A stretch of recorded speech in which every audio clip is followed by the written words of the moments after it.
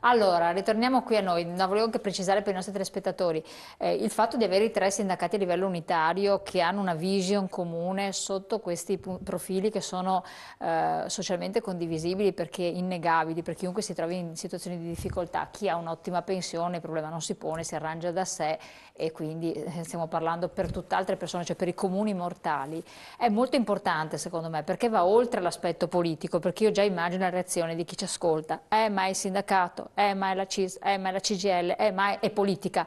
Qui invece non stiamo parlando di politica, proprio assolutamente, stiamo parlando di persone, come diceva Berti giustamente, di persone, di individui che hanno dei bisogni. Per cui se effettivamente, un po' quando si parla di associazioni di consumatori, lasciamo perdere che associazione è, si parla di cittadini, tutti quanti noi, che più rappresentanza hanno, più sono sostenute, più riescono forse ad avere qualche margine di ottenere La qualcosa. Questo forza. un po', esatto, un po' più forza, quello che si intende, cioè la presenza in questa occasione, questo dibattito che si sta instaurando, non è tanto per far vedere sono più bello io sono una forza politica o sto facendo propaganda elettorale, assolutamente no, è per risolvere dei problemi. Se si è arrivati a un punto unitario, secondo me, e la presenza tra l'altro di un assistente sociale, di un ordine, di un rappresentante dei medici, è ancora più importante e significativa.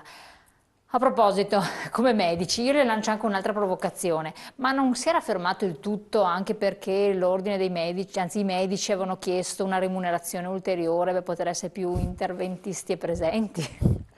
Ma diciamo che ci sono delle trattative a livello sindacale su cui, chiaro, non è questo il momento. No, no, no, era quello che era arrivato anche ai cittadini, un po' Quello che è come... arrivato ai cittadini è che c'è una disposizione chiara della Regione Veneto e delle delibere già chiare con i fondi che sono stanziati per far partire un assetto territoriale che si basa su quelle che vengono chiamate medicine di gruppo integrate, che nascono dall'esperienza, come dicevo prima, delle UTAP, per cui ci sono dei dati, nascono da un know-how che non è indifferente. Nel nostro caso abbiamo dimostrato di avere una sostenibilità economica, per esempio, dai nostri interventi e di ridurre gli accessi ai pronti soccorsi, ma non è, questo può essere una cosa molto sentita dalla gente, perché tutti quando andiamo al pronto soccorso aspettiamo 8 Mamma ore, mia, sì, diciamo, sì. specialmente quando la persona è anziana o è non autosufficiente, per cui anche tempi più brevi o il giro attraverso i reparti diventa insostenibile. E quindi il discorso della prevenzione, della non autosufficienza, che vuol dire qualità di vita, cioè quello che noi pensiamo è la qualità di vita. Cioè bisogna mantenere una qualità di vita adeguata per più tempo possibile. È chiaro, ci saranno delle situazioni in cui non si può, ma questo è parte della natura umana, della nostra condizione. Però quello che possiamo fare lo dobbiamo fare insieme, con un sistema di rete.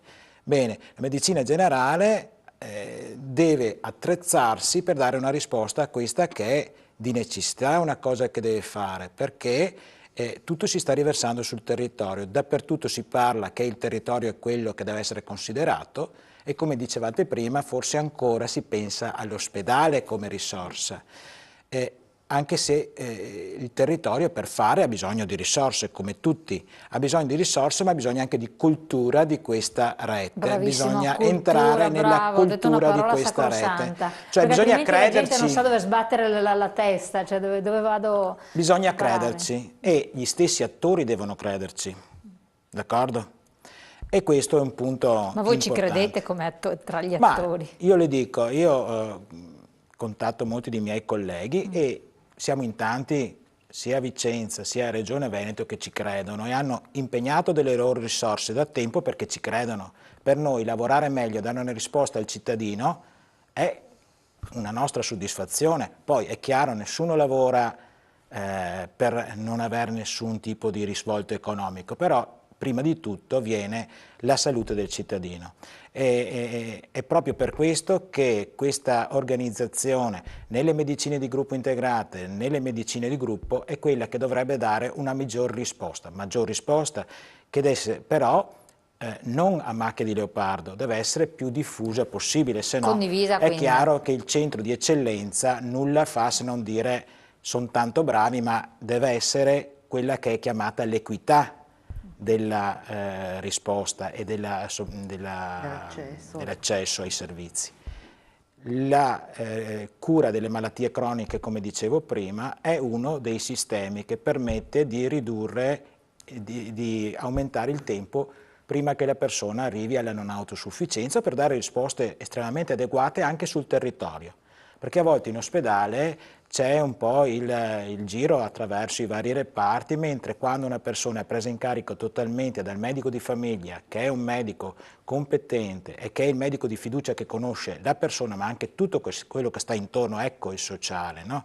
Per cui può mettere in atto delle strategie anche fuori dall'aspetto sanitario, le può far partire attraverso il rapporto con l'assistente sociale, attraverso delle persone che si occupano a domicilio, quanto avviare una persona verso la casa di riposo, quando è adeguato a fare questo, d'accordo? Quindi tutto questo permette una risposta in qualità di vita. Ecco, io lo interrompo solo un secondo, perché lei tra l'altro è qui presente perché anche rappresenta una realtà virtuosa, nella fattispecie, come anche la dottoressa un'altra realtà virtuosa. Ma è vero, secondo lei oggettivamente, che tutti i medici di medicina generale, di famiglia, sono preparati, strutturati, pronti ad avere questo tipo di presa in carico? Perché io ho degli esempi eclatanti, anche estremamente vicini, peraltro, quindi toccati con mano, dove no, anche no, e se non è chi sta vicino alla persona che corre, fa briga, si arrangia, si muove in tutti gli altri versanti, il medico fa la solita prescrizione, un passacarte. Tante segnalazioni ci sono venute in questo senso ogni volta che affrontiamo questo tema, quindi ci saranno molti medici come lei virtuosi e la vostra sarà una realtà virtuosa, ma ci sono tanti passacarte che per ogni stupidaggine ti passano lo specialista, questo anziano, questa persona non si sente così presa in carico, e non so quanti poi mandano all'assistente sociale. Cosa? Che il merito non viene mai riconosciuto in questa società. Ecco, no, io tiro fuori sempre gli aspetti che possono essere un po' perniciosetti, in modo da vedere sì, anche voi cosa ne pensate. Le voglio dare una risposta su questa, anche se è chiaramente una risposta impegnativa, nel senso che sì, non ci si può sbilanciare per gli altri. Non ci si può sbilanciare per gli altri. No, ma io sono partita dal presupposto che siete una realtà virtuosa e ne abbiamo anche... La nostra esperienza è quella di creare anche in altri colleghi questa mentalità, attraverso la nostra esperienza, ma anche attraverso i nostri errori.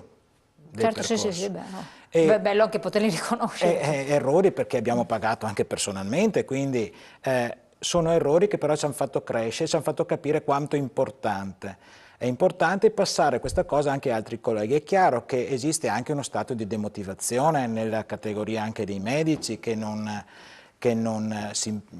cui l'impegno diventa, come diceva lei, solo potrebbe essere anche parcellare o cercare di limitarlo alle competenze, d'accordo? Senza quella presa in carico che sarebbe utile.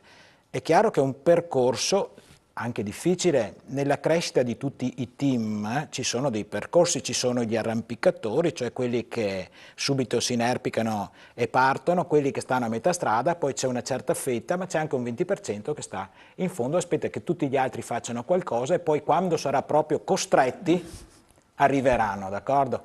Questo sta un po' anche nelle dinamiche regionali, trovare un sistema per tirare tutto il treno che parte. Certo che il treno deve partire, su questo non ci sono dubbi, se no c'è il collasso totale della sanità territoriale.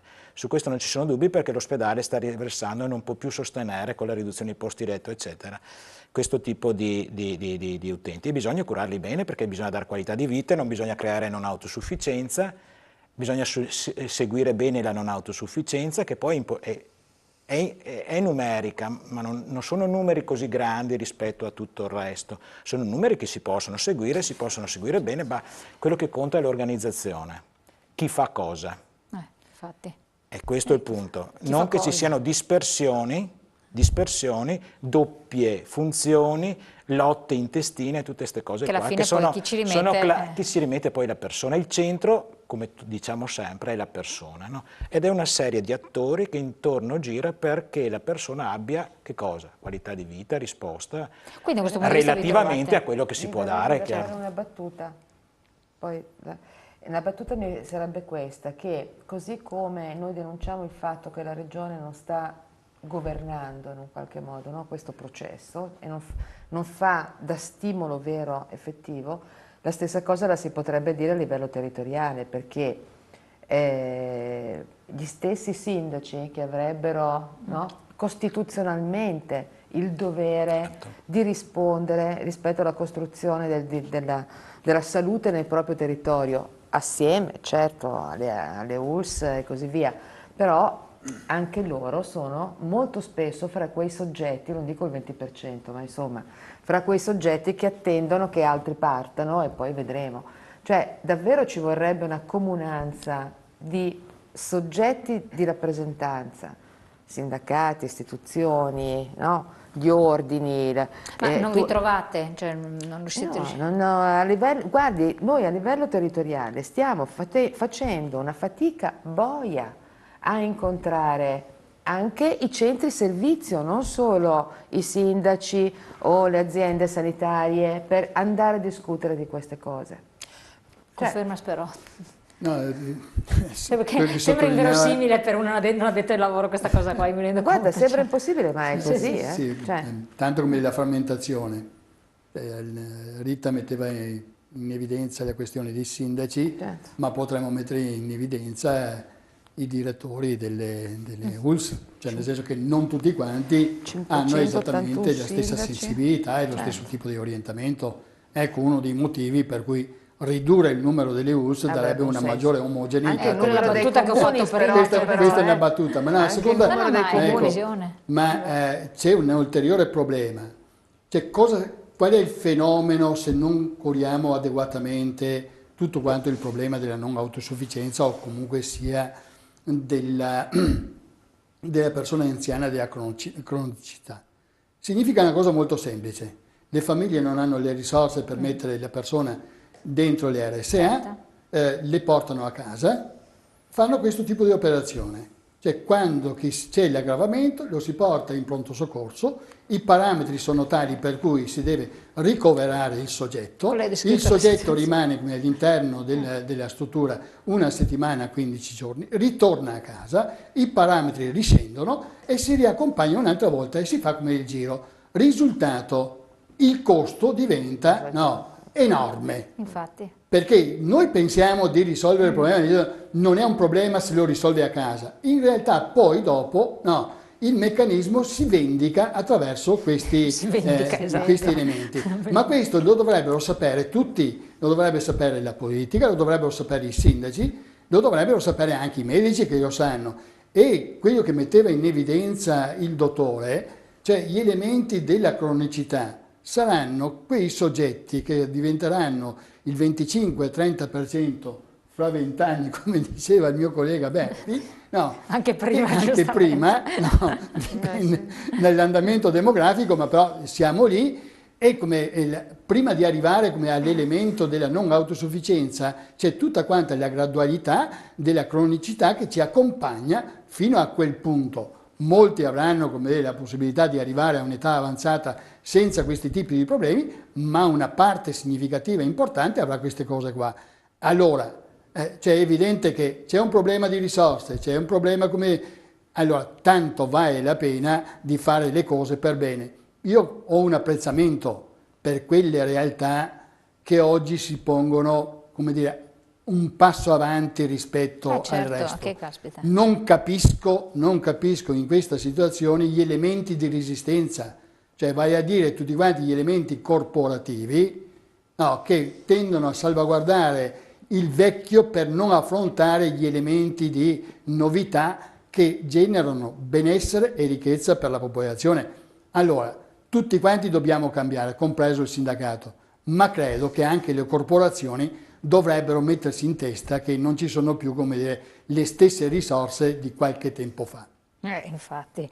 Doveva dire qualcosa, Berti? Partendo appunto dalla questione delle risorse, credo che in questa regione, ma in questo paese, o ci si decide, prima o poi, che le istituzioni, e in particolare le istituzioni che sono a livello del cittadino, i comuni, assumono dimensioni tali per le quali è possibile poi anche pensare di avere risorse per intervenire su questi aspetti che i comuni dicono no, ci immagini comuni. Parliamoci chiaro, un comune di 1000 abitanti non avrà mai le risorse per fare assistenza sociale. Infatti. È inutile che Ma non ne che ha proprio, perché abbiamo interpellato l'ANCI, ha già detto per chiaramente. capirci, ma non ha neanche la volontà di mettersi assieme agli altri per farlo, spesso. E questo è uno degli aspetti sui quali che paghiamo sulla nostra pelle. Quindi anche questi campanilismi non hanno sicuramente senso. Sul discorso invece della medicina, delle cure primarie, sì, io sono ammirato da quello che ci ha raccontato il dottore, però la realtà è molto diversa. Purtroppo la realtà è molto diversa. Ed è diversa perché uno degli aspetti sui quali bisognerà che comunque cominciamo a riflettere è che grossa parte della spesa sanitaria, dei costi sanitari, partono dalla medicina di base, dalle cure primarie, che spesso non sono appropriate. L'ha detto lei, io quello che stavo pensando prima. Che spesso non sono appropriate, se è vero che ci sono statistiche che dicono, poi le statistiche sappiamo su quelle che sono, che l'80% degli esami che vengono ordinati sono inutili, è chiaro che questo ci fa raddrizzare i capelli in testa. Perché sì, questi... Magari no, ma... Sì, beh, ma allora dopo mi permetta, Sì. se posso permettermi No, ma voglio dire, su è questo. perché, per dire che voi avete sicuramente una realtà encomiabile, speriamo che si diffonda. diventiate da traino per tutto il resto della regione, però il grosso della realtà regionale non è così. Sì, ecco, E ci sono medici di medicina di base molto anziani anche. No, poi se volete, e poi mi taccio. L'altro aspetto che riguarda l'applicazione del piano sociosanitario regionale, dove ci sono alcune direttive che riguardano la chiusura dei piccoli ospedali, la riduzione dei reparti e compagnia bella. Il problema di fondo è che o noi o la regione decide che questi aspetti vanno perseguiti al di là delle clientele regionali, perché non è possibile tenere in provincia di Vicenza aperto un reparto di ostetricia con 90 parti all'anno. Sto parlando di provincia di Vicenza, forse lei ha capito anche. Ecco, quindi voglio dire, perché la regione l'ha voluto tenere aperto? Chiaro. Una risposta la dà adesso subito il dottore. Sì. Andiamo a pubblicità, così ci togliamo questo... Solo una risposta al discorso Sì, che no, io le facevo. faccio fare dopo la pubblicità, così ci stanno a seguire. Pubblicità, pochi secondi.